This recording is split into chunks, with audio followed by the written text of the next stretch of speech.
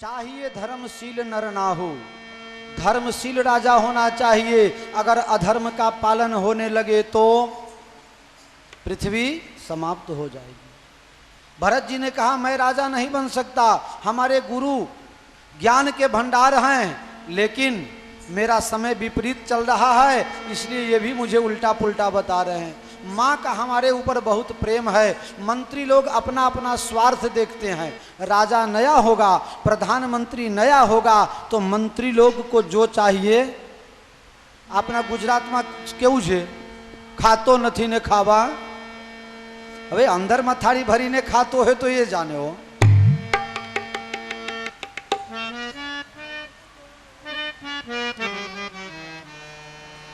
भरत जी ने कह दिया कि मां की बात भी गलत है। कौशल्या अम्बा ने कह दिया था कि पूत पथ्य गुरु आयस वही, बेटा गुरु जी की आज्ञा ये पथ के समान है। हमारे गुजरात वाले पथ नहीं समझते हैं, लेकिन नेताजी आप तो समझते हैं ना। पथ किसको कहा जाता है? नहीं समझे? मुंह में लगाइए। पथ नहीं कहते हैं भाई अब ये ठीक हो गया, अब इसको पथ खिलाओ। किसको कहते हैं? जो स्वस्थ हो जाता है उसको पथ रास्ता। हाँ ठीक है, चलिए जाइए, हो गया। તમે લોકો સમજ્યા કે ના સમજ્યા? નથી સમજ્યા ના? હારું, મને ખબર હતી કે મારે ગુના ભાग કરવું જ પડશે। पहले के जमाने में लोग बीमार पड़ जाए, पहले के समय किसी को बुखार लग जाए, ताव आवे, 15-15 दिन तक बुखार नहीं उतरता था। समझो तो ना, 15-20 दिन तक बुखार लगा रहे, जल्दी बुखार उतरे नहीं। खूब दवाई करने के बाद 15-20 दिन के बाद उसका बुखार जब उतर जाता था, तब डॉक्टर कहता था अब इसको थोड़ा सा हल्का भोजन कराओ, मूंग के दाल को उबाल के उसका पानी पिलाओ। जब व्यक्ति बीमारी से ठीक हो जाए और उसको पहली बार अनाज कुछ खुराक दिया जाए, वो खुराक पथ कहा जाता था। बार्लिश खिलाते थे पहले, मालूम है ना? हैं? बार्लिश बना के खिलाते थे। भूल गए आप लोग? बताओ, इतना जल्दी भूल गए? मूंग के दाल को उबाल करके उसका पानी पिलाते थे। तो भरत जी कह रहे हैं माँ ने तो मुझे कह दिया कि बेटा गुरु जी की आज्ञा पथ है, लेकिन पथ तो वो खाएगा जो जिसकी बीमारी ठीक हो गई होगी। मेरी तो, और बीमारी ठीक कैसे होगी? जब बीमारी का निदान हो जाएगा और उस निदान के अनुसार दवाई का कोर्स होगा। वो कोर्स पूरा करने के बाद व्यक्ति स्वस्थ होगा, और स्वस्थ होने के बाद जो पहला खुराक उसको मिलेगा वो पथ होता है। भरत जी कह रहे हैं हमारी बीमारी क्या है इसका ही पता नहीं चल रहा है। भरत जी ने कहा ग्रह ग्रहित पुनि बात बस, तेहि पुनि बीछी मार, ताहि पियाइए बारुनी कहु काह उपचार। किसी की ग्रह दशा खराब चल रही हो, शनि नी पनौती होए, मानी लो 7.5 बरस ने, 7.5 बरस के लिए शनि की खराब दशा आ जाए, पुण्य बात बस, फिर उसको पाँव में वानी बीमारी थी जाए। अपना यहाँ तो कोई ने न थी, हाँ चुपचाप रह जो हो तो कोई ने खबर ना पड़े। ग्रह दशा खराब और उसको वात की तकलीफ हो जाए। समझते हो नेताजी आप? वात की बीमारी होती है ना, गठिया जोड़ क्या बोलते हैं उसको, पांव जकड़ जाना, कमर जकड़ जाना, ये सब होता है। उसको वात की बीमारी हो जाए, फिर उसको 100 बिच्छी एक ही साथ काटे, एक बिंछू करडे त्यारे કેટલી तकलीफ थाय, અને 100 ભેગા થઈને કરડે તો કોઈને બિંછી કરડેલી છે? આમાં કોઈને નથી કરડેલી। एक महाराज ने हमारा, अच्छा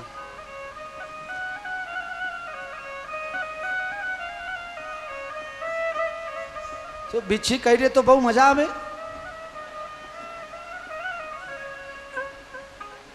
केटला पेढ़ी याद आई जाए, बेतैन तो आई जाए नहीं,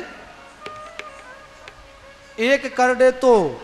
पर मान लो किसी की ग्रह दशा खराब हो, उसके ऊपर उसको वायु की तकलीफ हो, वात की बीमारी हो, फिर 100 बिच्छी एक साथ उसको काटे, अब फिर उसको 2 बोतल इंग्लिश पिला दो।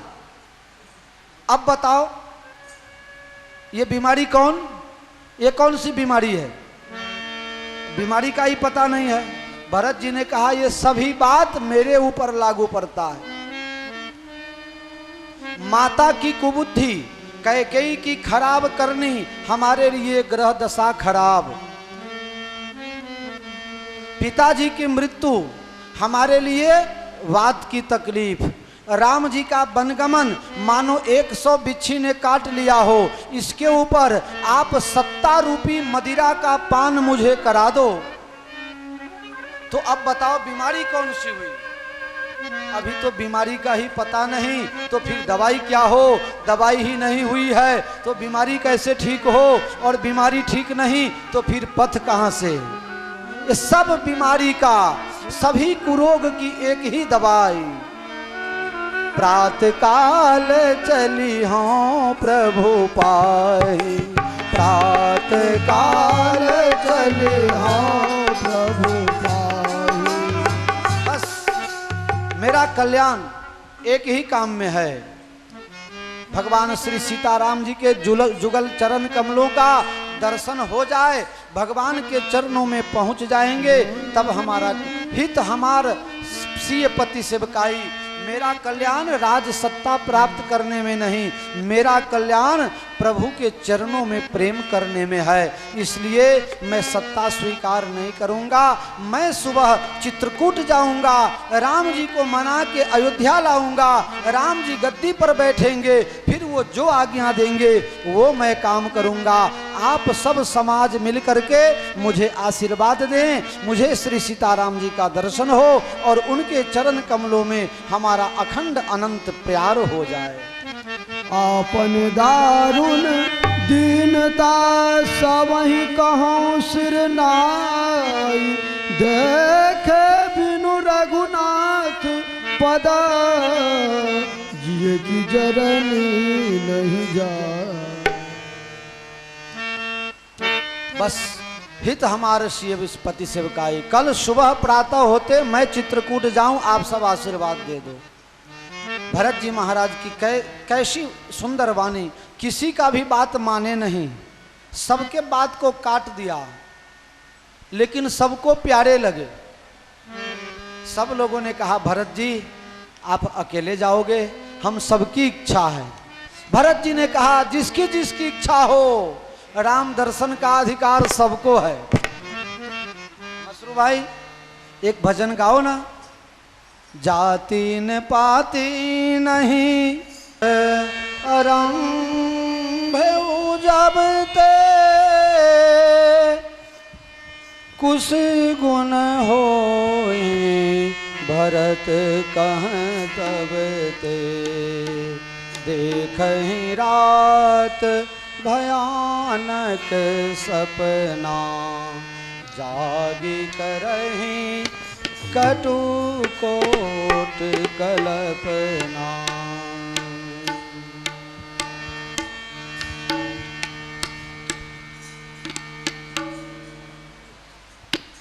भरत जी महाराज सबके हृदय में बस गए। सबने भरत जी के लिए खूब खूब दुआएं दी, सबको अच्छे लगने लगे। सबने विचार किया राम जी के दर्शन के लिए पूरी अयोध्या जाएगी। अगर किसी को कह देवे कि घर की रखवाली करना है तो वो कहता था कि एक काम करो, मेरा गला काट करके मुझे सरजू में प्रवाहित कर दो, लेकिन मुझे घर मत रखो। जीवन का लाभ कौन नहीं लेना चाहता है।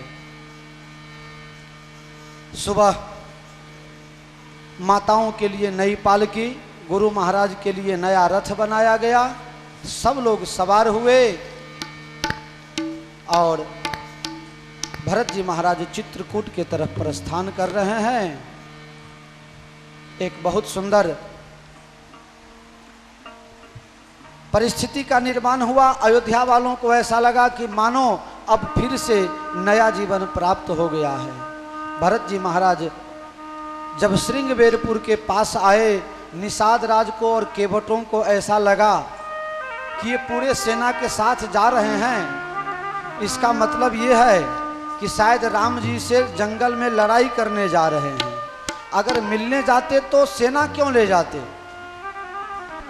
एक बुढ़ा था, उसने शगुन का विचार किया, कहा देखो भाई ये वास्तव में मिलने ही जा रहे हैं, ये मिलने जा रहे हैं, ये इनके हृदय में कोई बैर भाव नहीं है। भरत जी महाराज की परीक्षा करने के लिए निषाद राज ने अनेक प्रकार के भेंट की सामग्री ली, सात्विक, राजसिक और तामसिक। ये जो भेंट स्वीकार करेंगे उसके अनुसार उनके मनोवृत्ति का पता चल जाएगा। भरत जी से मिलने के लिए जब निषाद राज आ रहे थे तो दूर से ही रथ के ऊपर बैठे हुए बाबा वशिष्ठ जी ने कह दिया, भरत राम सखा सुनि चंदन सागा, राम सखा सुनि चंदन त्यागा, राम सखा सुनि चंदन त्यागा।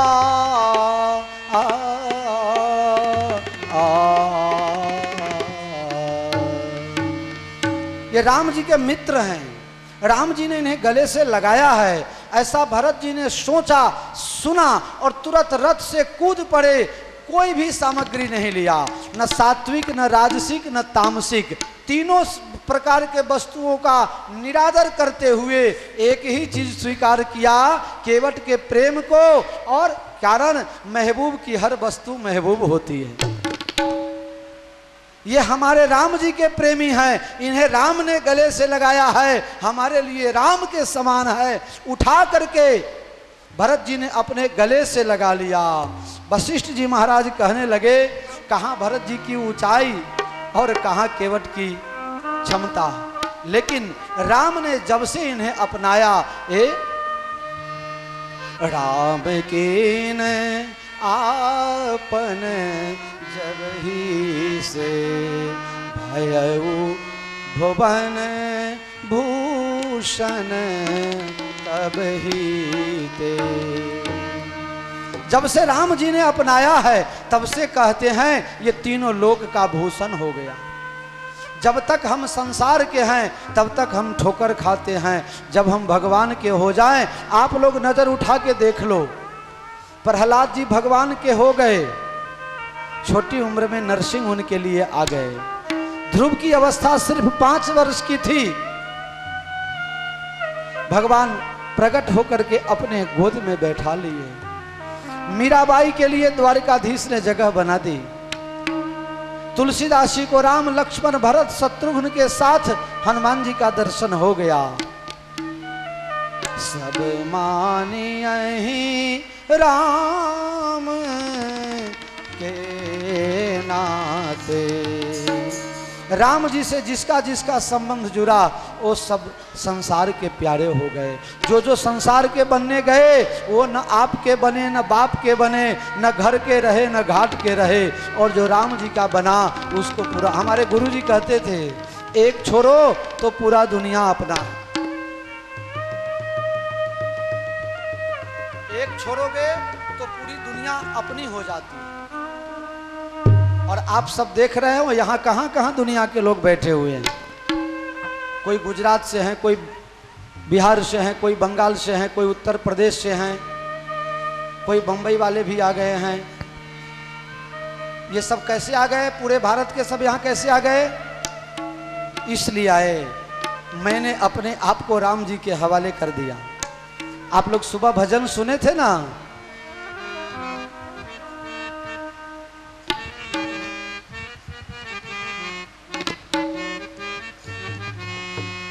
ये जीवन है तेरे हवाले, हो मुरलिया वाले जीवन है तेरे हवाले मुरलिया वाले। हाँ हाँ हाँ मुरलिया वाले हो जी हो मुरलिया वाले। हाँ हाँ मुरलिया वाले हो मुरलिया वाले। जीवन है तेरे हवाले हो मुरलिया वाले। जीवन है तेरे हवाले मुरलिया वाले।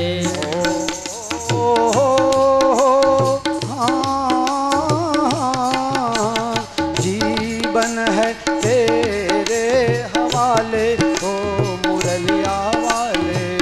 जीवन है तेरे हवाले मुरलिया वाले। मेरे अपने हुए न अपने मेरे अपने हुए न अपने। मेरे अपने हुए न अपने।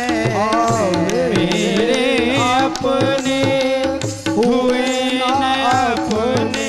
जिसको मेरा मेरा कह के अपना अपना कह के मैं अपना गला बैठा लिया वो अपने नहीं हो सके। मेरे अपने हुए न अपने।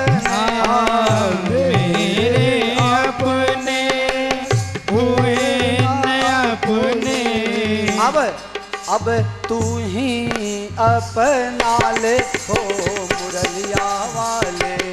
अब तो तुम्हें अपना ले मुरलिया वाले। अब तू ही अपना ले मुरलिया वाले।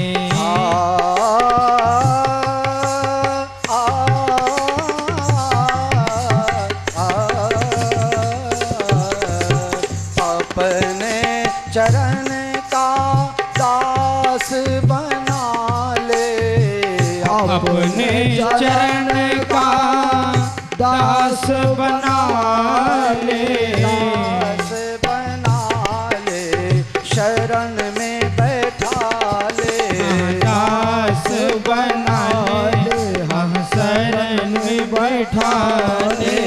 कर गही कंठ लगा ले हो मुरलिया वाले। जीवन है तेरे हवाले ओ मुरलिया वाले। जीवन है तेरे हवाले हो मुरलिया वाले। जीवन है तेरे हवाले हो मुरलिया वाले।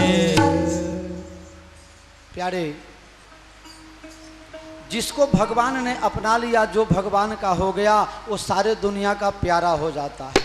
केवट ने ला करके सबको रहने की व्यवस्था कर दी। शाम का समय हुआ, भरत जी फलाहार भी नहीं लिए, पानी भी नहीं पिया, पांव पैदल चल के आए। पांव में छाला पड़ गया है। वो छाला कैसा? सफेद सफेद रंग का है। तमें पग पारा अंबाजी जाओ तो फूला नहीं पड़ी जाता। कमल का फूल हो उसके ऊपर पानी डालो तो पानी टिकता नहीं है। अगर उसको टिकने के लायक अगर बना दो तो कैसे टिकेगा? गोल मोती की तरह दिखता है। ऐसे ही मोती के तरह पांव में भरत जी के छाले पड़े हुए। भरत जी ने भोजन भी नहीं किया, पानी भी नहीं पिया। राम जी के मित्र निषाद राज को साथ में लिया, कहा मित्र सबको आराम करने दो, मुझे तो उस जगह ले चलो जिस जगह पर हमारे राम जी रात में सोए थे। कैसे उस जगह को कितना संभाल के रखा है निषादों ने, आप विचार तो करो। बालू के ऊपर, रेत के ऊपर पांव आप डालो तो आधे एक घंटा में आपके पांव का निशान गायब हो जाता है। लेकिन आज 22 दिन बीत जाने के बाद रेत में भगवान राम जी के चरण चिन्ह ऐसे ही हैं। कितना संभाल के रखा होगा, पूजा का स्थान बना दिया है। ये प्रेम है। पूजा का स्थान बना दिया। भरत जी महाराज वहां जाके दर्शन किए, साष्टांग दंडवत किया उस जगह को। रज सिर धर ही नयनन लावही, हैं उस चरण रज को, भगवान के चरण रज को लेकर के आंख में लगाया, हृदय में लगाया, फिर माथे पर चढ़ाया। जब दंडवत कर रहे थे तो भगवान के आसन पथारी जहां भगवान रात में सोए थे उस जगह पर देखा तो सीता जी के माथे से में जो मोती का माला का जो बेनी बनाया था उसमें 2-4 मोती के दाने टूट के गिरे हुए थे। भरत जी ने उठा करके उसे अपने जटा में पहन लिया। सीता जी की वस्तु है, उसको जैसे तैसे जगह पर तो रख नहीं सकते थे। भगवान जिस बाघा को पहनते हैं पुजारी को हमेशा सावधान रहना चाहिए, कभी उसमें भी पैर न लग जाए, इतना कीमत है प्यारे। सीता माता के आभूषण से गिरे हुए मोती के दाना को उठा करके भरत जी ने अपने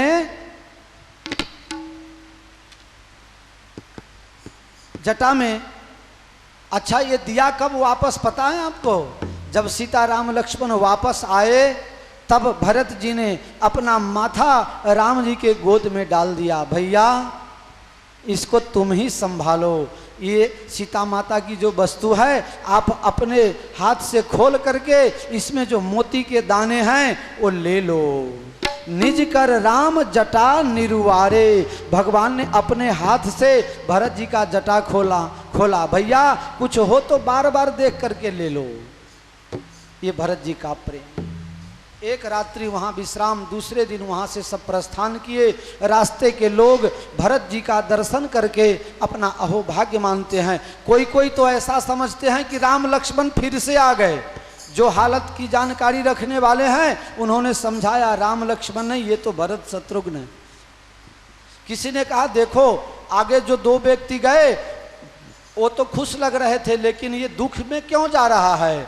अरे दुख इस बात का है ये अपने माँ के किए का फल भोग रहा है। भरत जी की प्रशंसा होने लगी। देवता लोग फूल बरसा करके, छाया करके भरत जी को मदद करते हैं। भरत जी महाराज त्रिवेणी संगम में पहुँचे। भरद्वाज जी ने बहुत बढ़िया स्वागत किया। रात में वहाँ रुके। भरद्वाज जी के साथ सत्संग हुआ। भरत जी को बड़ा दुख हुआ, मैं महात्मा से कैसे बात करूँगा। महात्मा ने कहा आप चिंता मत करो, आप तो साधुओं के साधु हो, ये जो कुछ भी हुआ है सब भगवान की मर्जी से हुआ है, कैकेयी का कोई दोष नहीं है, आप भगवान के बड़े प्यारे हो। सुबह प्रातः समय त्रिवेणी संगम के ऊपर भरत जी स्नान किए। एक तरफ से तमें लोग को संगम में स्नान करवा गया था जहाँ गंगा ने जमुना नो संगम थाय छे, ये जगह ऊपर गया था अंदर। अगर कभी आप लोगों को इलाहाबाद जाने का मौका मिले तो त्रिवेणी संगम में जाना और घाट पर से नहा के नहीं आना, नौका भाड़े का लेकर के बीच में जाना, जहाँ एक तरफ से जमुना और एक तरफ से गंगा आती हैं और दोनों मिल के तब आगे बढ़ते हैं। तो जमुना जी की धारा श्याम है और गंगा जी की धारा सफ़ेद है। अब जब जाओ तो देखना गंगा जी सफ़ेद और जमुना जी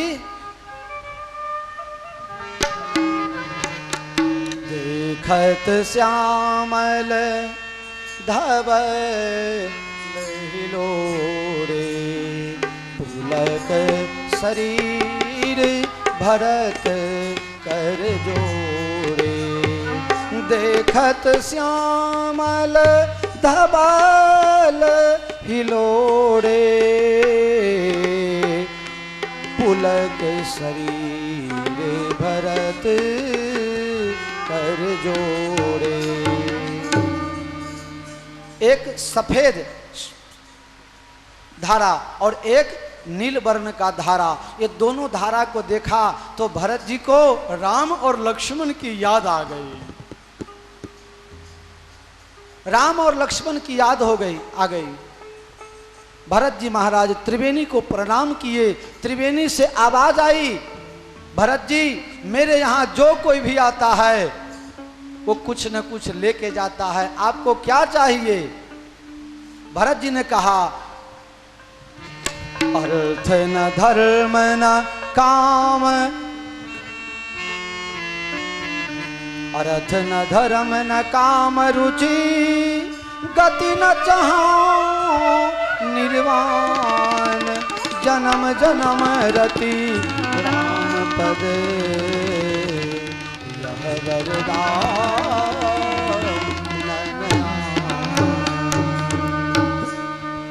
अर्थ नहीं चाहिए, धर्म नहीं चाहिए, काम नहीं चाहिए, मोक्ष नहीं चाहिए।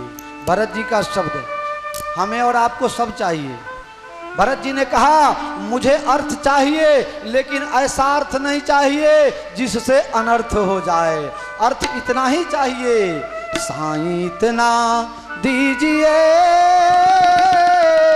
जामे कुटुंब समाए, मैं भी भूखा ना रहूं, साधु न भूखा जाए।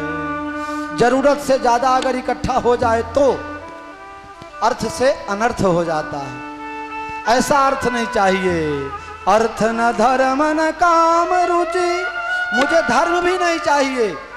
मेरे बाप बड़े धर्मात्मा बन गए तो क्या हुआ, राम जैसे बेटा को खो दिए और अपना प्राण गंवा बैठे। ऐसा धार्मिक भी मुझे नहीं होना है। धर्म में भी अगर अंधता आ जाए, उसमें भी रूढ़िवादिता आ जाए, जड़ता आ जाए, तो धर्म भी कभी कभी सत्यानाश करवा देती है। ऐसा धर्म मत रखो जो धर्म किसी के विघटन का कारण बने। धर्म तो को क्या है, धारयति धर्म, जो सबको धारण कर रखा है वही सबसे बड़ा धर्म है। धारयति इति धर्म, जिसने धारण कर रखा है पूरे समाज, सब में धर्म है। देखो याद रखना, बिना धर्म का कुछ है नहीं और हो सकते भी नहीं। धर्म तो सब में है। अरे इसमें भी धर्म है, इसमें भी धर्म है, इसमें भी धर्म है, सब में धर्म है। तुम जो कपड़ा पहने हो उसमें धर्म है, तुमने जो माथा में तेल लगाया है उसका भी धर्म है, जो आपने गला में माला पहना है उसका भी धर्म है। हर वस्तु का अपना अपना धर्म है और कीमत तभी है जब तक जिस वस्तु का जो धर्म है वो सुरक्षित है, तब तक। अगर धर्म छूट गया, आग का धर्म है जलाना, आग का धर्म है जलाना। जब तक उसमें दाहकता की शक्ति है, जब तक उसमें जलाने का पावर है, तब तक किसी के बाप का ताकत है कि जरा छू देवे, और आग में से धर्म समाप्त हो गया। ज्वलनशीलता, जलना, उसके दाहकता की शक्ति समाप्त हो गई। तब क्या होता है, लोग पांव डाल करके इस पार से उस पार। इसमें धर्म है। आप बताओगे इसमें भी धर्म है? हाँ भैया, इसमें भी धर्म है। माइक्रोफोन में धर्म है। इसका धर्म है हमारे आवाज को कई गुना बढ़ा के आपके कान तक पहुंचाना। अगर इसका धर्म समाप्त हो जाएगा, ये साउंड वाले 5 रुपया भी किसी से नहीं प्राप्त कर सकेंगे। ममराना भाव मापी देवा परे, इसका भी धर्म है। जब तक व्यक्ति में, वस्तु में धर्म है, तभी तक उसका आन बान और शान है। धर्म नहीं है तो समझो सब खत्म है। अर्थ न धर्म न काम रुचि, गति न चाहो निर्वाण, जन्म जन्म सिया राम पद, यह वरदान। हमें अर्थ नहीं चाहिए, धर्म नहीं चाहिए, मुझे कुछ कामना भी नहीं है, मुझे मर के मोक्ष भी नहीं प्राप्त करना है। नरसिंह मेहता ने बहुत सुंदर भजन लिखा, हरि ना जन तो मुक्ति न मागे, मागे जन्म जन्म अवतार रे। भगवान के भक्त जो हैं वो मुक्ति नहीं मांगते, वो तो कहते हैं मुझे बार बार जन्म मिले और मुझे बार बार परमात्मा का दर्शन हो, परमात्मा के चरणों में प्रेम हो जाए, परमात्मा का दर्शन हो। इसलिए हमें मुक्ति नहीं चाहिए, मुझे तो हरि दर्शन चाहिए।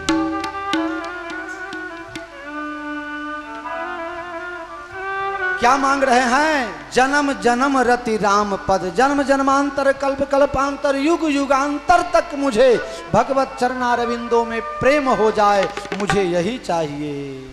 भरत जी की बात सुन करके त्रिवेणी ने कहा, भैया आज पहली बार एक ऐसा भिखारी आया है जो मेरे पास नहीं है वो मांग रहा है। मैं तो अर्थ देता हूँ, मैं तो धर्म देता हूँ, मैं तो हर कामना की पूर्ति करता हूँ, मैं तो मरने के बाद मुक्ति भी देने की ताकत रखता हूँ, लेकिन राम चरणों में प्रेम ये तो सिर्फ राम दे या राम जी का कोई संत दे, तीसरा किसी को अधिकार नहीं। ये कब मिलता है? मिलई जो संत होई अनुकूला। जब राम जी के कोई संत अनुकूल हो जाए तब भक्ति मिलती है। मेरे प्यारे, त्रिवेणी से आशीर्वाद प्राप्त करके भरत जी महाराज आगे चले। बहुत से लोग भरत जी को देख करके कैकेयी की निंदा करते हैं और बहुत से लोग कहते हैं कैकेयी ने जो किया सो अच्छा किया, अगर कैकेयी कपट न की होती तो हम वनवासियों को राम का दर्शन कैसे होता। भरत जी महाराज को जाते हुए देख करके, भरत जी के प्रेम को देख करके, भरत जी के भाव को देख करके देवता लोग चिंता करने लगे, कहीं राम जी को भरत जी का प्रभाव पड़ जाएगा और राम जी वापस चले जाएंगे, तब हमारा क्या होगा। एक काम करो, चलो गुरु जी के पास। सब देवता अपने गुरु बृहस्पति के पास गए। बृहस्पति से कहा भरत की बुद्धि बिगाड़ दो, जिससे ऐसा कुछ करो कि राम और भरत की मुलाकात ही ना हो, राम और भरत की मुलाकात ना हो। तब बृहस्पति जी ने कहा देवताओं ऐसी मूर्खता कभी मत करना।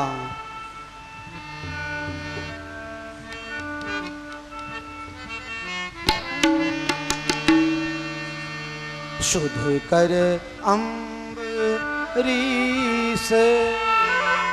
वासा, मानत सुख सेवक सुख। सेवक के सुख में ही भगवान सुख मानते हैं, और कभी अगर भगवान के सेवक को दुखी करे तो भगवान नाराज हो जाते हैं। भगवान का अपराध करो तो भगवान माफ कर देते हैं, लेकिन भगवान के भक्त का अगर कोई अपराध करता है तो शुद्ध कर अम्बरीश दुर्वासा, ये सब सुरपति सकल। आप लोग जानते हैं दुर्वासा और अम्बरीश जी की कथा भागवत में आती है। अम्बरीश जी एकादशी का व्रत किए थे, दुर्वासा जी को भोजन कराना था। दुर्वासा जी को आने में देर हो गई और ब्राह्मणों से आज्ञा लेकर के अम्बरीश जी ने अपना, क्योंकि दूसरे दिन फिर त्रयोदशी हो जाता था, अगर वो अपना उपवास न छोड़ते तो गड़बड़ी हो जाती, उन्होंने पारणा कर लिया। दुर्वासा जी गुस्से हो गए और भगवान के भक्त को श्राप देने गए, और भगवान नाराज होकर के सुदर्शन चक्र उनके पीछे छोड़ दिया। दौड़ते रहे तीनों लोक में, कोई बचाने वाला न हुआ। आखिरकार जा करके अम्बरीश ने भगवान के सुदर्शन चक्र से प्रार्थना किया, तब जा करके मुक्ति मिली।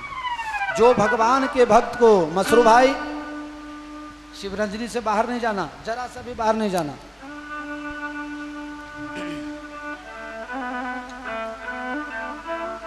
तो सब देवताओं ने अम्बरीश और दुर्वासा के प्रसंग को याद करके विचार करने लगे, भगवान राम जी तो सेवक के सुख से सुखी होते हैं, अब निश्चित हो गया कि अपने कुछ करेंगे तो भगवान उल्टा से नाराज हो जाएंगे। सब लोगों ने विचार किया, एक काम करो, भरत जी की खूब सेवा करो। क्या हुआ? तस्मा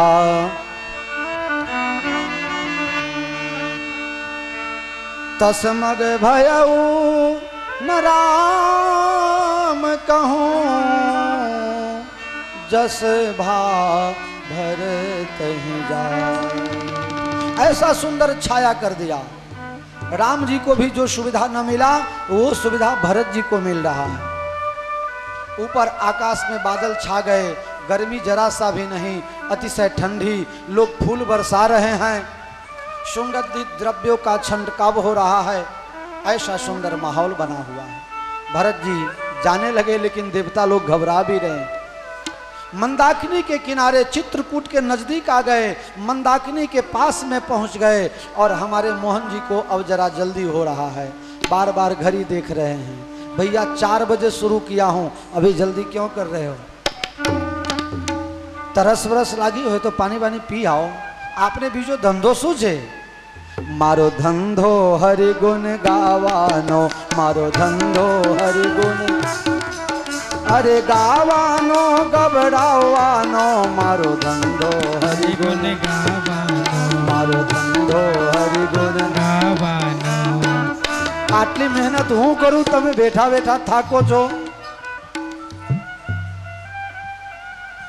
चिंता मत करो, अपने करने क्या आए हैं? मौज करने आए हैं।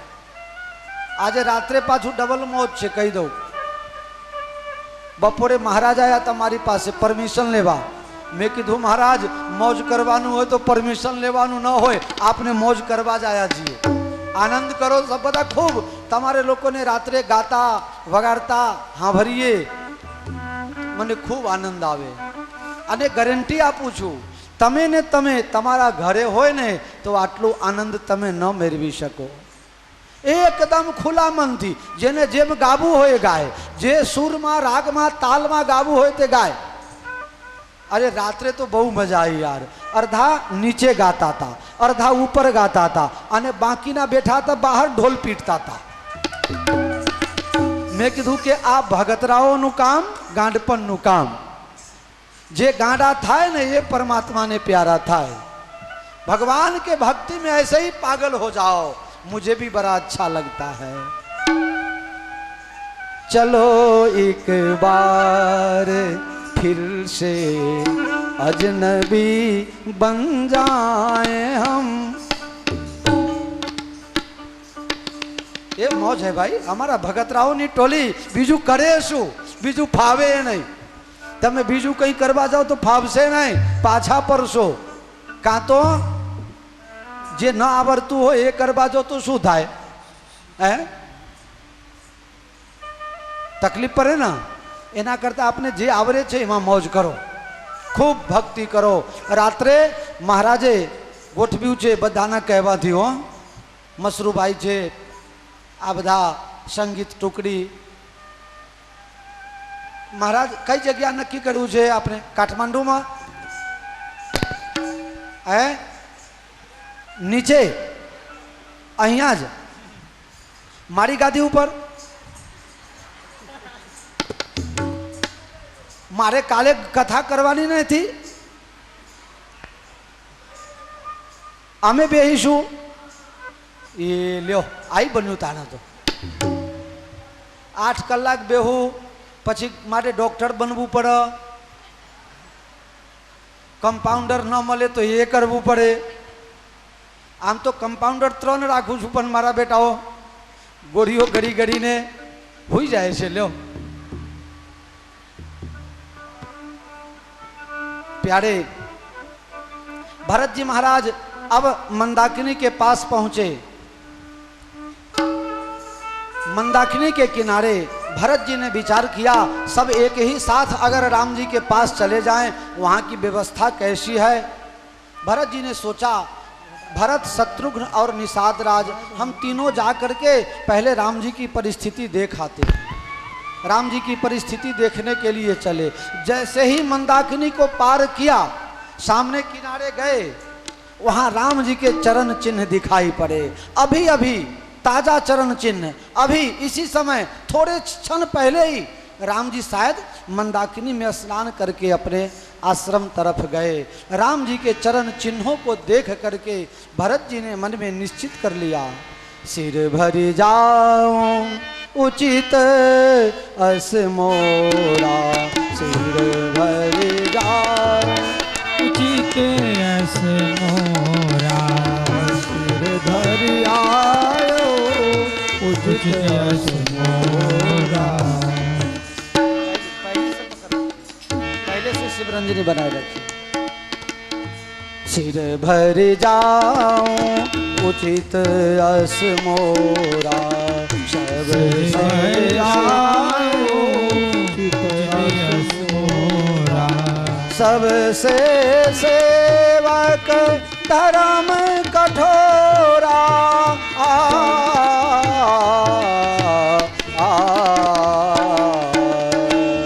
सिर भर जाऊं उचित यस मोरा। सबते सेवक धर्म कठोरा। पहलवान इतना आसान नहीं है, देर लगेगी अभी। भले हमसे अच्छा तैयार हो जाओ, ठीक है, मेहनत करो। सिर भर जाऊं उचित असमोरा। मेरे राम अगर यहाँ पांव डालते हैं, राम जी का पांव पड़े वहीं मेरा पांव भी पड़े, ये ठीक है क्या? जो मर्यादा वाले व्यक्ति होते हैं अपने बड़े के साथ एक आसन पर भी नहीं बैठते हैं। जो मर्यादा के मर्मज्ञ होते हैं वो कभी अपने से बड़ों के जूते चप्पल में भी पांव नहीं धरते हैं। मेरे प्यारे, ये सब बहुत कितना बताएं, क्यों बताएं? कभी कभी संबंध में ये सब माफ भी हो जाता है, लेकिन बने वहां तक मर्यादा का पालन करना चाहिए। भरत जी ने सोचा यहाँ राम जी के पांव पड़ते हों, वहां भरत जी का माथा पड़ना चाहिए। दंड प्रणाम करन तब लागे, दंड प्रणाम करन तब लागे। भरत जी ने वहां से दंडवत यात्रा प्रारंभ किया। भगवान चलते हैं तो मैं दंडवत करके जाऊं। भरत जी दंडवत करते हैं और आंख से आंसू, मुंह से भगवान का नाम गरम गरम श्वास ले रहे हैं। राम राम रघुपति रटत स्रवत नयन जल जाए। राम राम रघुपति राघव राजा राम, सीताराम जय सीताराम जपते जा रहे हैं और दंडवत करते जा रहे हैं। भैया ये बात मैं आपको कहूँ, चाहे कितना भी कहूँ, आप समझ नहीं पाएंगे। इस दुनिया में जितनी भी यात्राएं हैं, सबसे कठिन में कठिन यात्रा अगर कोई है, समझते हो आप लोग? कठिन में कठिन यात्रा। मेरे ठाकुर जी की ऐसी कृपा हुई, बचपन में एक बार सोचा था कि कभी द्वारका दंडवत करके जाऊंगा। बचपन में जब गांव में थे, घर पर थे, तब हमारे बाबा एक बार द्वारका जाके वापस आए थे, दादा हमारे। उस समय मेरे मन में आया, ये जाके आए तो क्या हुआ, हमारे गांव से होकर के कोई दंडी बाबा जा रहे थे बाबा धाम। मैंने कहा इसी तरह मैं भी द्वारिका जाऊंगा कभी। भाई कहाँ गांव हमारा और कहाँ द्वारिका जी, 2000 से ज़्यादा किलोमीटर। लेकिन मन में एक भाव बना था बचपन में, द्वारकाधीश मन की बात सुन गए और ऐसा डोरी बांध करके खींचा कि मुझे 1500 किलोमीटर की यात्रा खींच करके गुजरात में बुला लिया। फिर हनुमान जी आकर के बैठ गए। हनुमान जी ने कहा तुमने तो द्वारकाधीश से कुछ कहा था, अब द्वारकाधीश से इतने नजदीक आ गए हैं तो अब तो कुछ करो। फिर धमासना से 500 किलोमीटर। सुनने में बड़ा आसान लगता है, लेकिन भैया जब वो दिन याद आता है तो बड़ा आनंद भी आता है और बड़ा दुख भी होता है। 3.5 महीना तक लगातार दंडवत करते। रास्ते में कितने सहयोगी साथी थे, बदल गए, कोई निभा न सका। एक ठाकुर का बच्चा, उसने शुरू से अंत तक मेरा साथ निभाया और मेरे साथ ऐसा बंध गया, अभी भी वो बंधन खुल नहीं रहा है। न चाहते हुए भी उस बंधन को बांधे रखना पड़ता। लगभग 500 किलोमीटर के आसपास द्वारकाधीश। बीच में गर्मी का समय आ गया, होली के आसपास का समय। 9 बजे के बाद रोड गर्म हो जावे, खुला शरीर से दंडवत करना, पेट जल जाए। मेरे पूरे पेट का जो भाग है वो जल करके काला हो गया था, रोड पर काला हो गया था। ये सब भगवान की कृपा हुई तब जाकर के पूरा हुआ। आज भरत जी दंडवत कर रहे हैं, उनको देख के शत्रुघ्न भी करने लगे और उनको देख करके निषाद राज भी दंडवत करने लगे और दंडवत करते जा रहे हैं, जोर जोर से आहें भरते जा रहे हैं। कभी जोर से श्वास लेते हैं, मेहनत का काम है, श्वास तो चढ़ता ही है, तो बहुत सारा धूल नाक के रास्ते दिमाग में चला जाता है। कभी पाँव फूट जाता है, कभी ठेहुना फूट जाता है, कभी पाँव में कुछ गड़बड़ी होती है, कभी केहूनी फूट जाता है।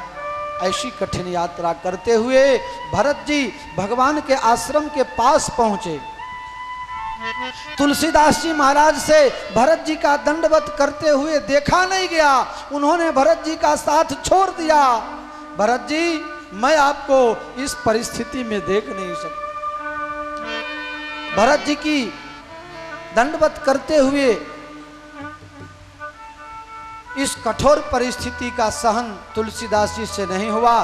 तुलसीदास जी ने सोचा मैं जल्दी दौड़ करके जाऊं और राम जी से कह दूं, राम दौड़ो, भरत तुम्हारे वियोग में, आओ आप जल्दी गले लगा लो।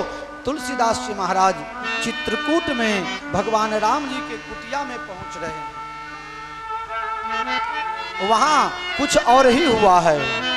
जागे सिए सपन अस देखा, जागे सिए सपन अस देखा। वहां राम रजनी अभिषेका, जागे सिए सपन अस देखा। नहीं बन रहा है, गड़बड़ हो जाता है, थोड़ा सा गड़बड़ हो जाता है।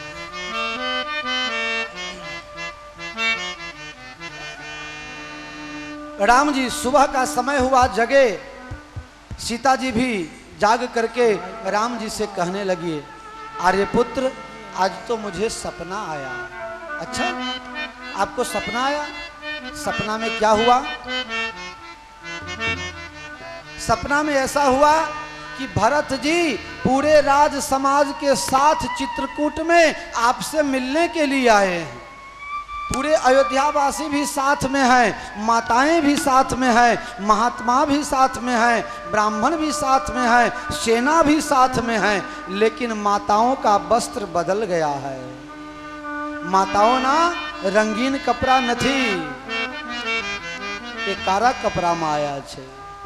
जागे सिए सपन अस देखा, जागे सिए सपन अस देखा।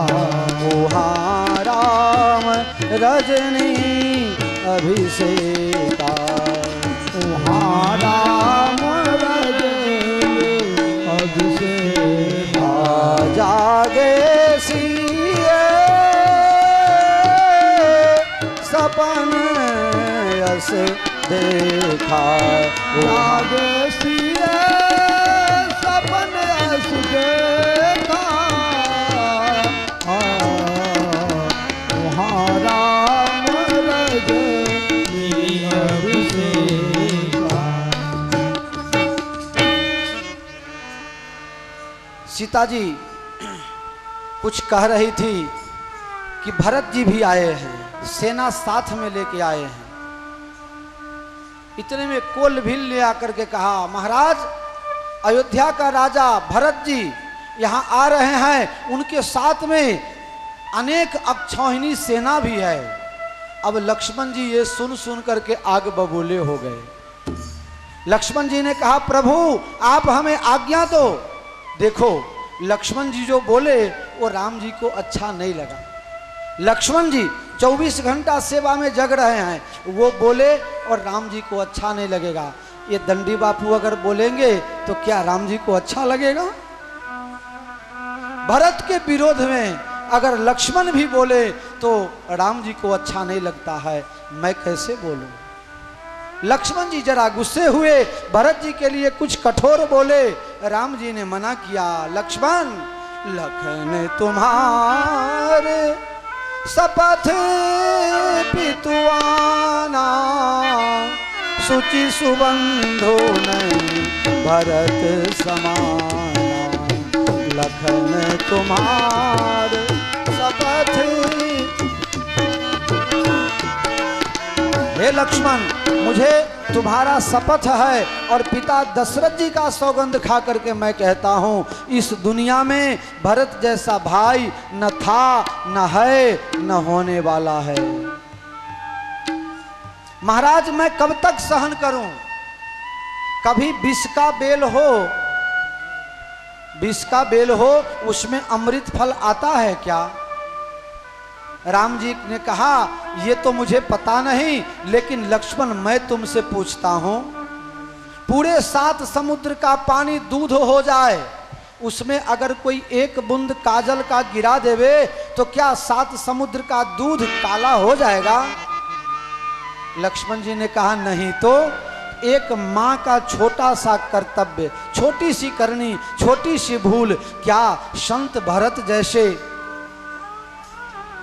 चारित्रवान धर्म प्रिय भरत के लिए कलंक हो सकता है? नहीं हो सकता। देवताओं ने आकाशवाणी करी, लक्ष्मण जी आप जो करे वो सब ठीक है, आप चाहे जो कुछ भी हो, लेकिन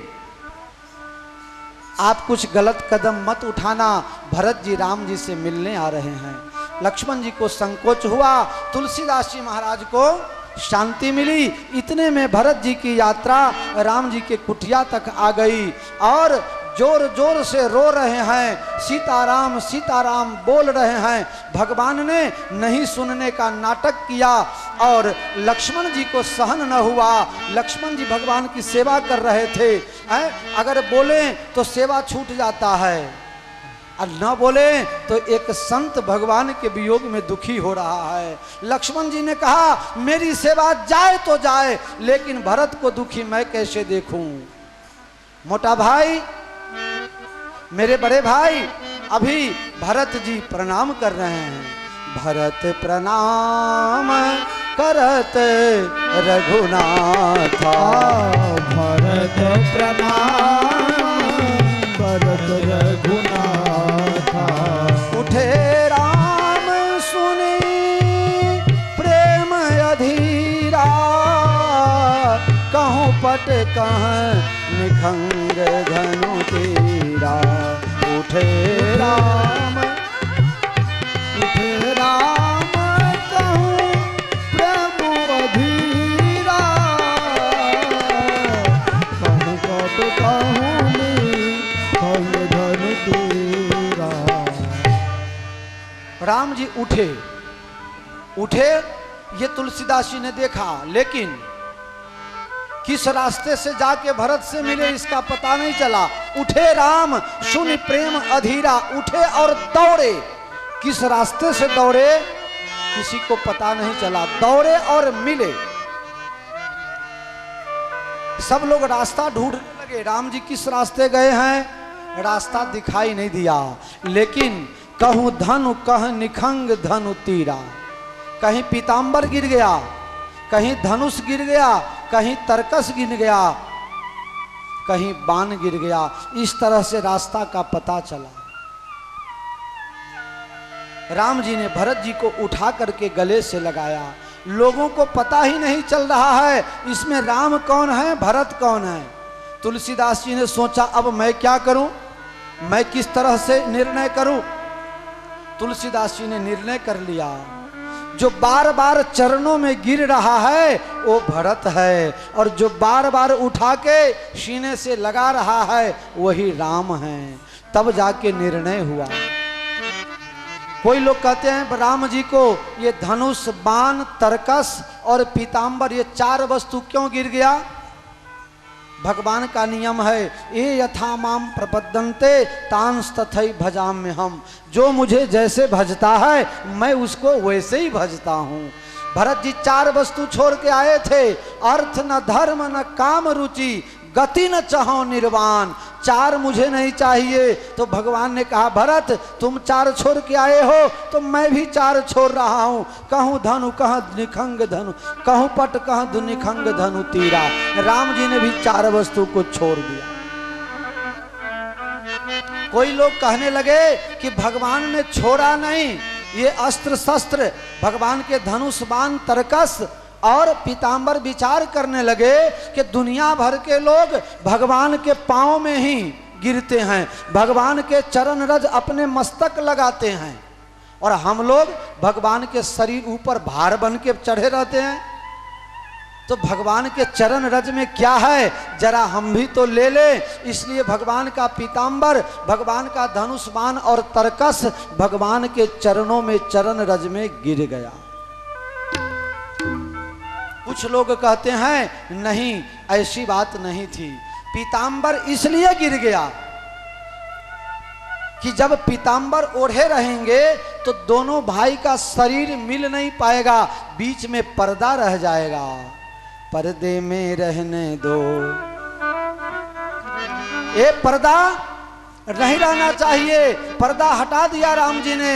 भरत जी तुम्हारे लिए कोई पर्दा नहीं, हम जैसे बचपन में थे वैसे ही अब भी हैं, आपसे कोई छुपाव नहीं है, कोई पर्दा नहीं है।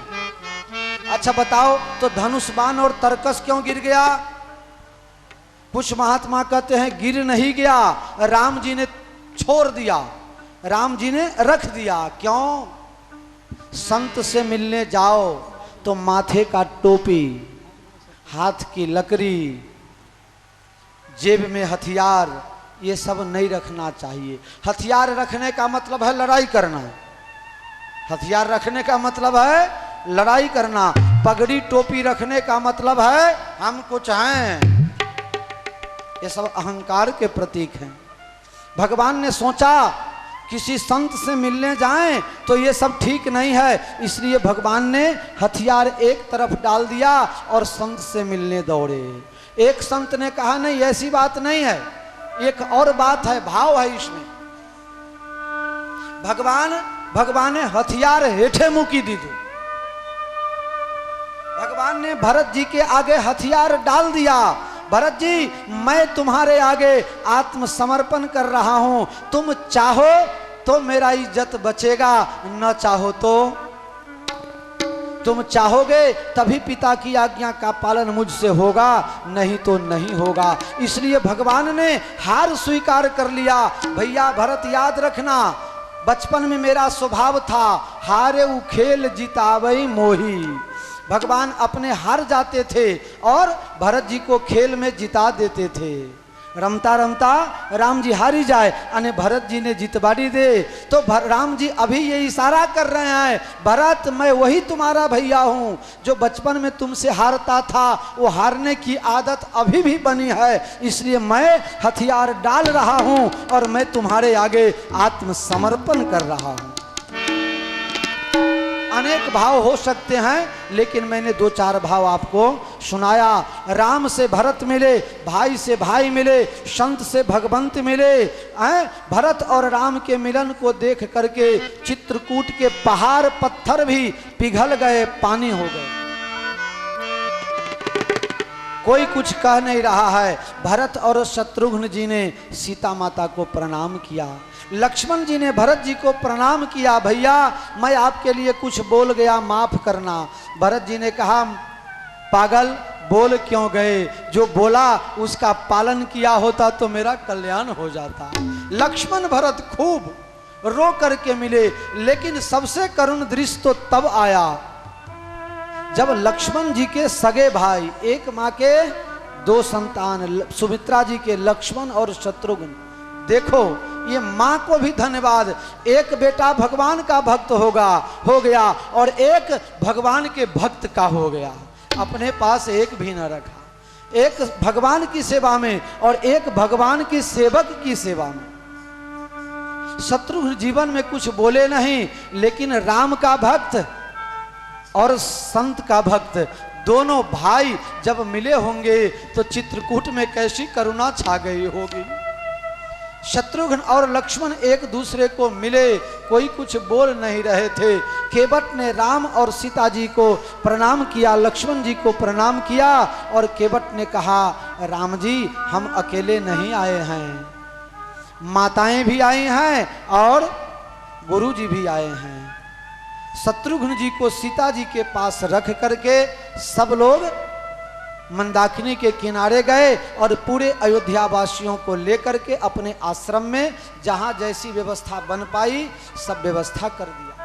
सुबह का समय हुआ, सब लोग मंदाकिनी में स्नान करने गए। वशिष्ठ जी ने कहा, हे राम जी, ये तो दुनिया है, कोई आता है कोई जाता है। माया की ये है नगरी, पल में छूट जाएगा। माया की ये नगरी पल में छूट जाएगा। माया की ये है नगरी, पल में छूट जाएगा। माया की है नगरी पल में छूट जाएगा। छोड़ अभिमान मुसाफिर, शहर छूट जाएगा। कर्म जो किए तूने जब जवाब पूछेगा। हर के अदालत से बच के तुम न जाओगे। प्रभु के अदालत से बच के तुम न जाओगे। कोई न काम आएगा जब सदा सुनाएगा। माया की है नगरी पल में छूट जाएगा।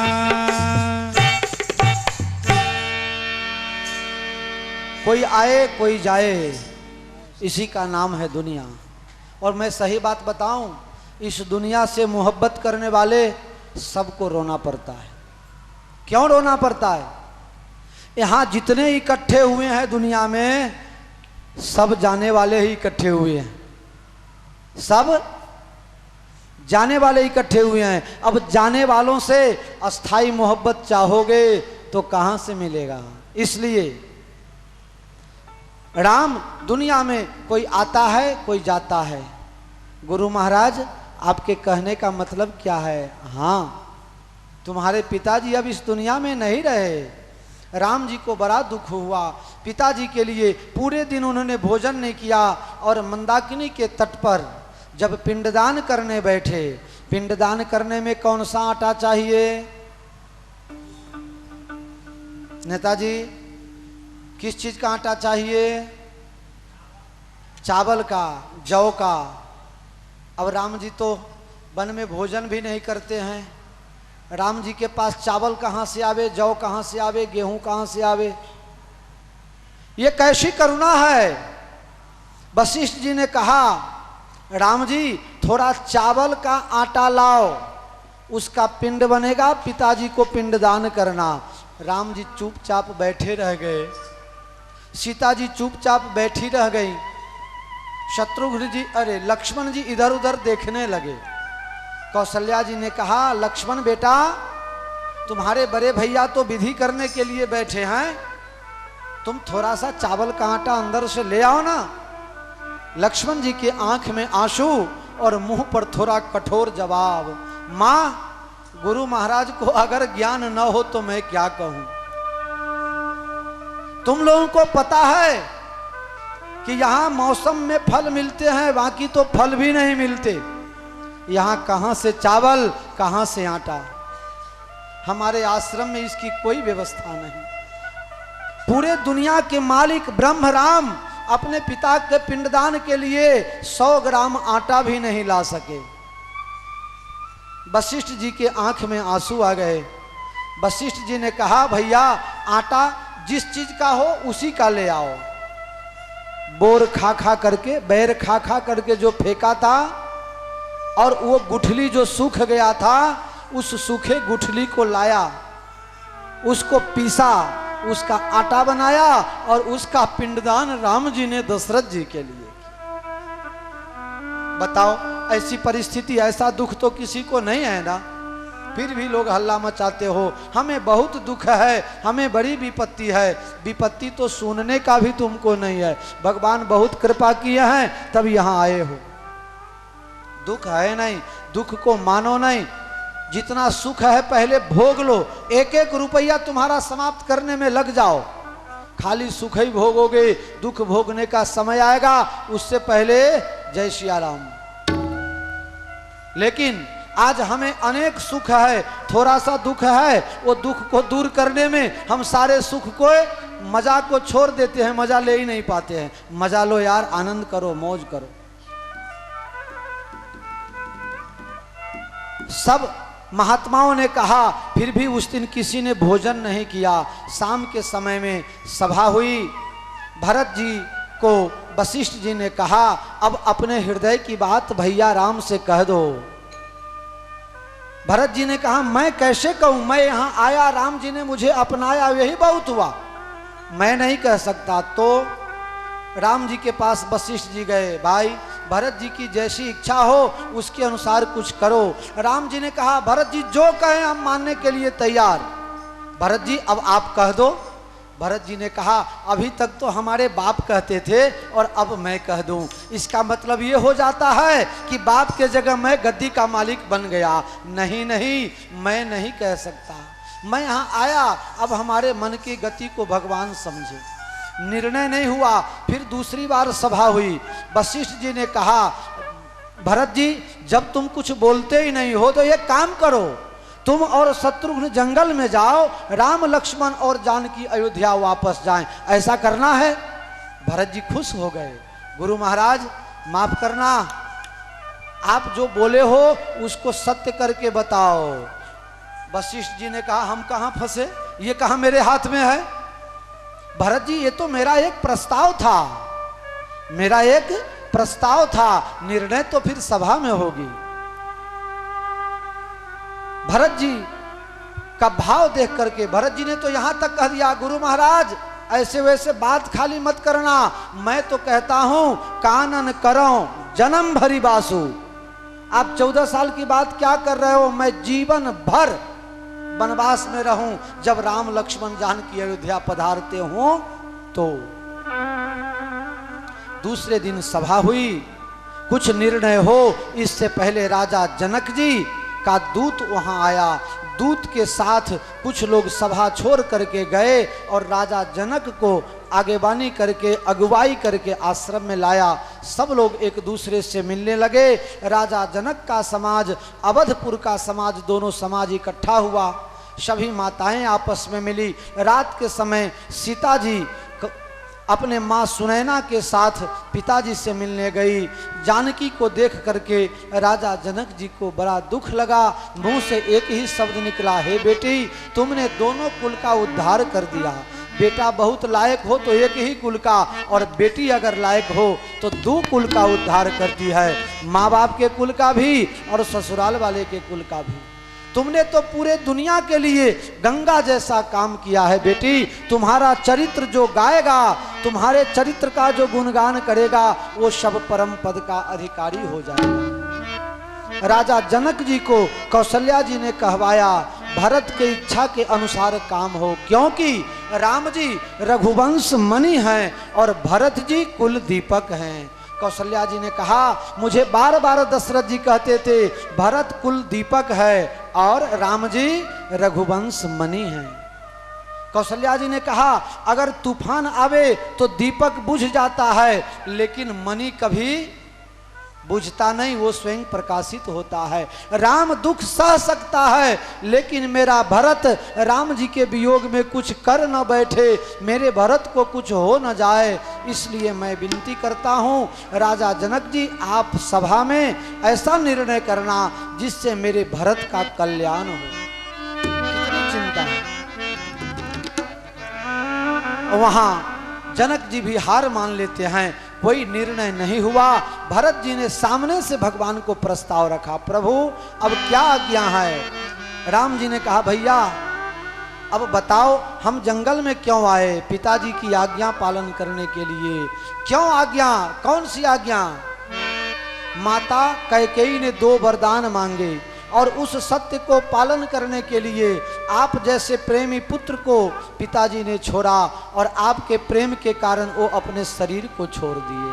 अच्छा, किसी का बाप कुछ अच्छा काम करके मर जाए, बाद में उसका बेटा अगर उस काम को गड़बड़ कर देवे तो उसके बाप को ऊपर संतुष्टि होगी क्या? उसके बाप के आत्मा को शांति मिलेगी क्या? भरत जी ने कहा नहीं तो। राम जी ने कहा भैया पिताजी की आज्ञा मैं पालन करूं और तुम भी पालन करो। तुम तो पालन कर सकते हो लेकिन मैं तुम्हारे सहयोग के बिना नहीं कर सकता। सो तुम करहु करावहु मोहि, सो तुम करहु करावहु मोहि। तात तरनी कुल पालक हो, तात तरनी कुल। हे तात तुम सूर्य कुल के भूषण बनो, पिता की आज्ञा पालो और मुझे पालने में मदद करो। भरत जी ने कहा भैया राज गद्दी देने के लिए जो मैं सामान लाया हूं उसका क्या करूं? कहा तुम 4 दिनों तक चित्रकूट में घूमो और ये सब सामग्री जहां अत्रि मुनि कहे वहां पधरा देना। भरत जी महाराज 4 दिन तक चित्रकूट में घूमे। एक कुआं था, उस कुएं का जल कोई पीता नहीं था। महात्मा की आज्ञा से सब जल भाजन उसमें पधरा दिया गया। वो कूप निर्मल हो गया। चित्रकूट से 35 किलोमीटर दूर वो जगह है। हम लोग कभी जाएंगे तो उसका दर्शन करने जाएंगे। जो भरत कूप का भरत कूप अब कहीं हई लोगा, अति पावन तीरथ जल जोगा, अति पावन तीरथ जल जोगा। भरत कूप अब कहीं हई लोगा। भाई मैं घड़ी देखा नहीं, टाइम ज़्यादा हो गया, सब लोग माफ़ करना हो। ऐसे तो 4 से 7 3 ही हुआ है, लेकिन फिर भी आप लोग थक गए होंगे बैठे बैठे। मैं तो बैठा नहीं हूँ इसलिए थकता नहीं हूँ। आप लोग थक गए होंगे। तो मैं अभी घड़ी देखा तो पता चला 7 बज गया है। तो अब क्षमा चाहते हुए भरत जी को अयोध्या भेज देना 2 मिनट में। काका तमें कहते। भरत जी महाराज अपना सब जल भाजन उस कूप में डाल दिए, उस कुएं को निर्मल बना दिया और उसका नाम हो गया भरत कूप। अभी भी है, चित्रकूट से 35 किलोमीटर दूर। जब कभी हम लोग चित्रकूट जाएंगे तब सब लोग दर्शन करने जाएंगे। भरत कूप का जल जो एक बार पी लेता है उसके अनेक जन्मों के पाप समाप्त हो जाते हैं और राम प्रेमी में गिनती होती है। राम के समीप उसका वास होता है। और भरत कूप का जल अनेक बीमारी का दवाई भी है। अभी भी लोग अनुभव करते हैं। मैं अभी कुछ कहूँ आप लोगों को लगेगा ये बाबा जी शायद बना के कह रहे हैं। जब कभी चलोगे तब खुद ही इसका अनुभव कर लेना। जय सिया राम। जय सिया राम। भरत जी महाराज ने 4 दिन के बाद राम जी से कहा आज सुंदर दिन है प्रभु, अब आज्ञा दीजिए। राम जी ने कहा भाई जाओ, अयोध्या का शासन तुम 14 वर्ष तक संभालो। भरत जी ने कहा भैया 14 वर्ष की अवधि में 1 दिन बाकी रहेगा, तब तुम हमारे अयोध्या के नजदीक आ जाना। अगर आपका पता नहीं चलेगा तो मैं अग्नि स्नान कर लूंगा। राम जी ने कहा भैया कोई चिंता मत करना, मैं 1 दिन पहले अयोध्या के पास पहुंच जाऊंगा। अब भरत जी चलना चाहते हैं लेकिन संतोष नहीं हो रहा है। प्रभु मैं राजकाज कैसे चलाऊंगा, मुझे राजनीति तो आती नहीं है। राम जी ने राजनीति सिखाई भरत जी को। मुखिया जी सुनना है राजनीति, तुम भी मुखिया हो ना? हाँ, मुखिया मुख सो चाहिए, खान पान मह एक, अपालई पोसई सकल अंग, तुलसी सहित विवेक। बहुत बड़ी राजनीति है, इससे बड़ा राजनीति और हो ही नहीं सकती। सब कुछ एक दोहा में समझा दिया। मुखिया कैसा होना चाहिए? मुख के जैसा। मुखिया कैसा होना चाहिए? मुख के जैसा। नेताजी सुनो, मुख का काम क्या है? भोजन करना। अच्छा, मुंह भोजन तो करता है लेकिन वो कहां पहुंचा देता है? अपने पास रखता है। अगर थोड़ा सा दांत में भी लगा रह जाए तो आप लोग नीम के लकड़ी ले लेके खोद खोद करके मुंह में रहने देते हो। अगर नीम का लकड़ी न मिले तो जीभ से निकाल के ही छुट्टी पाते हो, रहने नहीं देते हो मुंह के पास। मुखिया मुख के समान होना चाहिए, खावे सब तरफ से ला करके, सब तरफ से ला करके इकट्ठा करे, लेकिन अपने पास न रखे। जिसको जहां जितनी जरूरी है वहां पहुंचा देवे, नहीं अपने घर के आगे रोड बना लेवे, गांव में जो होना है सो हो, ऐसा नहीं। मुखिया मुख सो चाहिए, खाए लेकिन अपने पास कुछ न रखे। वो सबों को जरूरी के अनुसार, मुंह जो कुछ भी खाता है उसका जठराग्नि के द्वारा पचन होता है, उसमें से जो खून बनता है, मांस बनता है, मज्जा बनता है, वो जिस अंग को जितना चाहिए सब सप्लाई कर देता है दिमाग के द्वारा, अपने पास कुछ नहीं रखता है। एक बार आंख ने, कान ने, हाथ ने, पैर ने, सब ने मीटिंग की, सब ने मीटिंग की। कहा देखो, पाँव ने कहा मैं चलता हूं तब कहीं पहुंचा जाता है, हाथ ने कहा हम कुछ करते हैं तब होता है, आंख ने कहा हम देखते हैं तब कुछ होता है, कान ने कहा हम सुनते हैं तब कुछ होता है। हम लोग इतना मेहनत करते हैं और सब कोई खा जाता है, मुख महाराज सब खा जाते हैं। एक काम करो, सब लोग हड़ताल कर दो तब मुंह को पता चले। सबने हड़ताल कर दिया, हाथ ने काम करना बंद कर दिया, पाँव ने काम करना बंद कर दिया, नाक कान सबने काम करना बंद कर दिया। अब मुंह खाओ, क्या खाओगे? मुंह ने कहा कोई बात नहीं, तुम लोग की इच्छा नहीं है तो हम नहीं खाएंगे। मुंह महाराज चुपचाप। अब 2 दिन के बाद पाँव को चलने की इच्छा हुई तो चला ही नहीं जावे, हाथ को कुछ करने की इच्छा होवे तो होवे ही नहीं, कान ने सुनना बंद कर दिया, आंख ने देखना बंद कर दिया। न कहे छी अपने सब कि भूख के मारे अनहरिया लगे जाए, की हो जाए, चूहा कूदे छे। देखो भूख लागल हो कि जरूर कोई बात है। बहुत जो अच्छा तबला बजाता है ना, थक गया है, भूख लग गई, कहीं होए तो आपो ना भाई, थोड़ो थोड़ो यही शुरू करो, हनुमान जी के भगत हो, क्या बात लावे कुछ।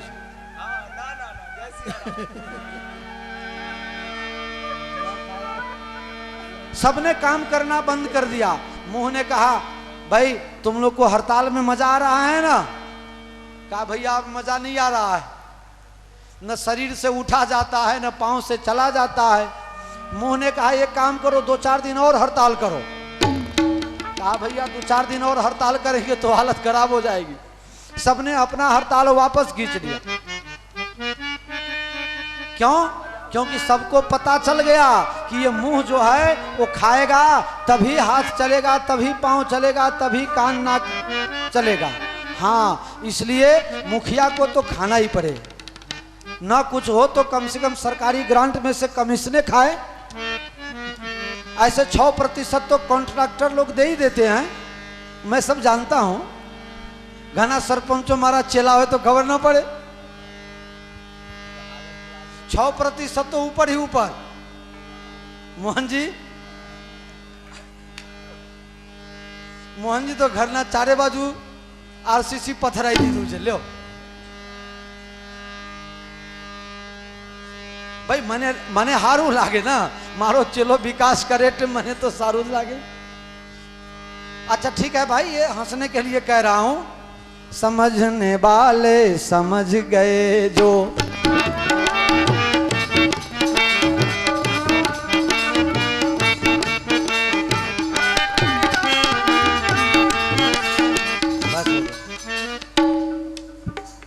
भरत जी को राम जी ने राजनीति सिखा दी।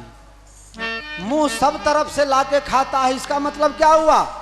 कमीशन खाता है ऐसा न मत समझना, हर तरफ से आमदनी करता है। जिसके पास जैसा आमदनी हो उसके अनुसार टैक्स लेती है सरकार। तो सरकार टैक्स लेके क्या करती है, राजकोष में जमा कर देती है और जहां जितना जरूरी है वहां खर्च करती है। इसलिए इस तरह से भरत जी आप जहां से जितना लेने जैसा हो उतना लेना, सबको जमा करना और फिर कहां ऊंचा है कहां नीचा है, धरा को उठाओ गगन को झुकाओ, समानता लाने का प्रयास करे, इसका नाम मुखिया। इतना जान जाओगे तो तुम्हारी राजनीति अच्छी चलेगी। भैया 14 साल तक भरत जी ने राज किया लेकिन कहीं से कोई विरोध नहीं हुआ, क्योंकि राम जी ने राजनीति सिखा दी थी ना, ये राजनीति। फिर भी भरत जी को शांति नहीं हुई। राम जी ने अपना चरण पादुका लेके भरत जी को दिया। भरत जी ने चरण पादुका माथे पर ले लिया और नाचने लगे। चरण पादुका लेकर के राम जी से विदाई लेकर के 4 दिन में यात्रा करते करते भरत जी अयोध्या पहुंचे हैं।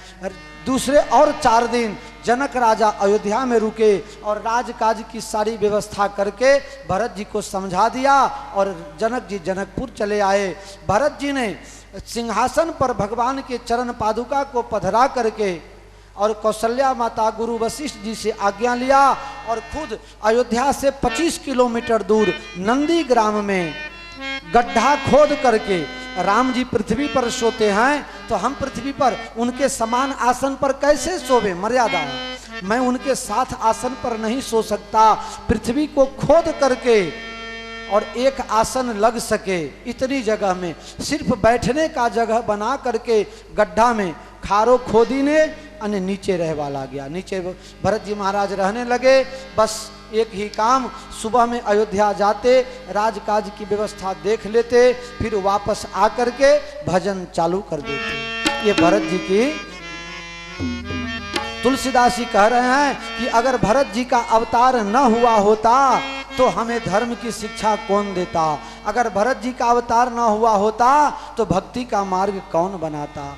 भरत जी के चरणों में हम आप सब मिल करके प्रणाम करें। बोलो श्री भरतलाल जी महाराज की जय। जो इस कथा को सुनेगा प्रेम से उसको भगवत चरणारविंद में भक्ति की प्राप्ति होगी, प्रेम होगा। आज आप सबका समय ज़्यादा ले लिया, इसलिए क्षमा चाहते हुए, और समय ले भी लिया तो कहाँ बुरे काम में लिया, अच्छे काम में लिया। कल सुबह 8 बजे कथा शुरू होगी और 11 बजे कथा पूरी हो जाएगी। कितने बजे? 8 से 11। महाराज को और बका जी को जो आप सब व्यवस्था संभालते हैं जरा। सीताराम जय सीताराम, जय सीताराम, जय सीताराम, सीताराम जय सीताराम, जय सीताराम, जय सीताराम, सीताराम जय सीताराम, सीताराम, जय सीताराम, सीताराम जय सीताराम। रघुबर लाला की संवरिया नयन विशाला की, आरती रघुवर लाला की, संवरिया नयन विशाला की। कमल कर धनुष बाण धारे, कमल कर धनुष बाण धारे, रूप लखी कोटि काम हारे, सलोना नारत नारे। पलक की बलन पलक की चलन, पीत पट हलन लटक सुंदर बनमाला की। संवरिया नयन विशाला की। सिया संग शोभा की ठाने, सिया संग शोभा की ठाने, विराजत जग जननी रानी, विराजत जग जननी रानी। प्रेम अरु भक्ति की खानी, प्रेम प्रेम अरु भक्ति की खानी। भरत से वीर लखन रणधीर प्रजा की भीर शत्रुघ्न रूप रसाला के संवरिया नयन विशाला के। आरती रघुवर लाला की संवरिया नयन विशाला हे सदा तुम दीनन हितकारी। सदा तुम दीनन हितकारी। भगत के वट सबरी तारी।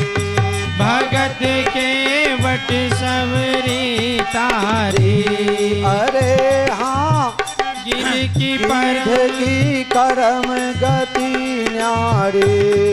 गिद्ध की कर्म गति न्यारी। सुरन के ईश रक्ष जगदीश कौशलाधीश राम सुहृद सुख पाला की संवरिया नयन विशाला की।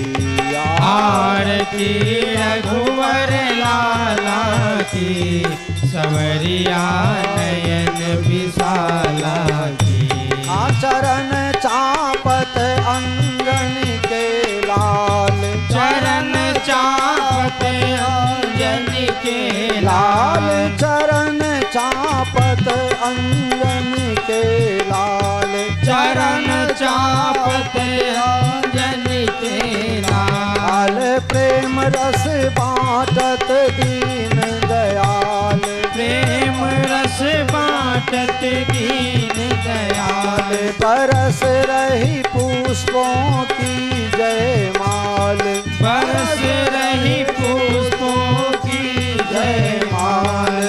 भक्त भय हरण सदा सुख करन लेवे हरि शरण जानकी नाथ कृपाला के संवरिया नयन विशाला के। आरती रघुवर लाला की संवरिया नयन विशाला की। संवरिया नयन विशाला की। संवरिया नयन विशाला की। कर्पूर गौरम करुणावतारम संसार सारम भुजगेन्द्रहारम सदा वसन्त्यं हृदयारविन्दे भवं भवानी सहितं नमामि। मंगलम भगवान विष्णु मंगलम गरुड़ध्वज मंगलम पुंडरीकाक्षो मंगलाय तनोहरि। सर्वमंगल मांगल्ये शिवे सर्वार्थ साधिके शरण्ये त्र्यंबके गौरी नारायणी नमोस्तुते। नारायणी नमोस्तुते। जलेन शिथिले कर्णम् पुष्पैः देवाभिवन्दनं देवाभिवन्दनं।